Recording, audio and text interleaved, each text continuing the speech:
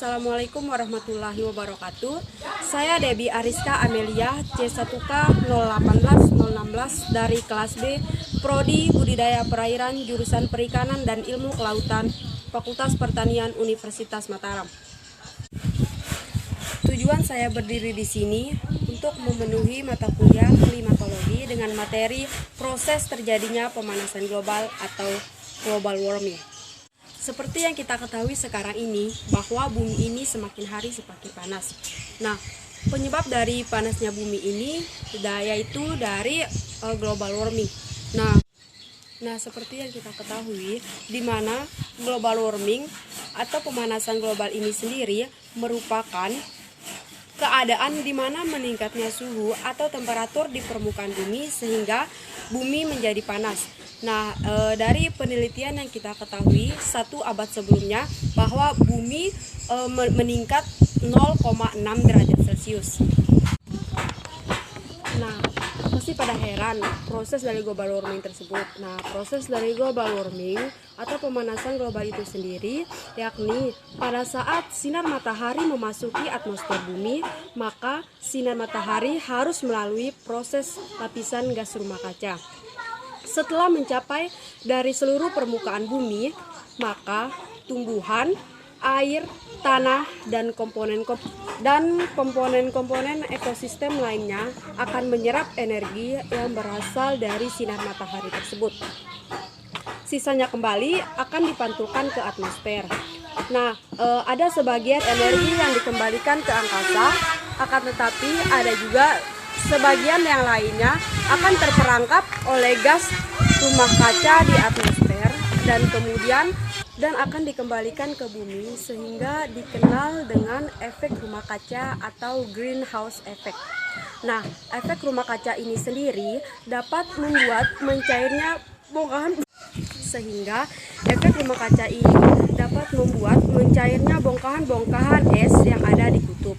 Nah, apabila dibiarkan bongkahan-bongkahan es ini secara terus-menerus, maka permukaan air laut akan naik sehingga menyebabkan tenggelamnya pulau-pulau kecil. Semakin banyak panas matahari yang masuk ke bumi, maka semakin banyak pula gas-gas yang tidak dapat dikembalikan ke atmosfer sehingga menyebabkan bumi semakin panas. Nah, dari penjelasan tadi, proses global warming atau proses pemanasan global yang saya jelaskan tadi, segala sesuatunya pasti disebabkan oleh akibat, dampak, dan cara menanggulanginya. Nah, selanjutnya saya akan menjelaskan akibat kecil dari global warming tersebut. Nah, dari akibat warming ini sendiri biasa disebabkan oleh kendaraan bermotor.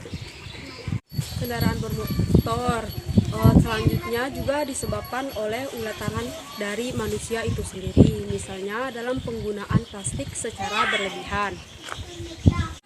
Nah, ada juga seperti pembangunan industri yang menghasilkan gas-gas berbahaya seperti karbon dioksida maupun karbon monoksida.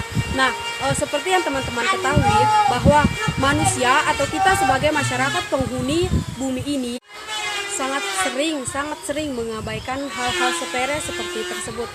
Padahal gas-gas tersebut bisa membuat atau terbentuknya pemanasan global atau global warming. Dari semua akibat dari global warming atau pemanasan global warming tersebut akan berdampak. Dampak pertamanya yaitu gangguan ekologis. Yang kedua, cuaca akan sulit untuk diprediksi atau lebih ekstrim. Yang ketiga, naiknya air permukaan laut yang mengakibatkan banjir. Yang keempat, air tanah yang akan cepat menguap sehingga akan menyebabkan kekeringan. Kelima, gunung-gunung es akan mencair. Dan yang keenam, populasi hewan serta tumbuhan akan menurun. Nah, teman-teman, serem juga kan dampak dari global warming atau pemanasan global tersebut. Apalagi air yang mencair dari kutub utara, kutub selatan itu. Ada juga air tanah yang akan cepat menguap sehingga menyebabkan kekeringan. Nah, jadi kita sebagai penghuni di muka bumi ini, kita juga tidak mau terkena dari dampak atau yang menyebabkan kerusakan pada tubuh kita. Nah, mari kita lestarikan atau sama-sama menjaga bumi kita agar terhindar dari dampak-dampak tersebut. Nah, kita dengan cara menanam pohon karena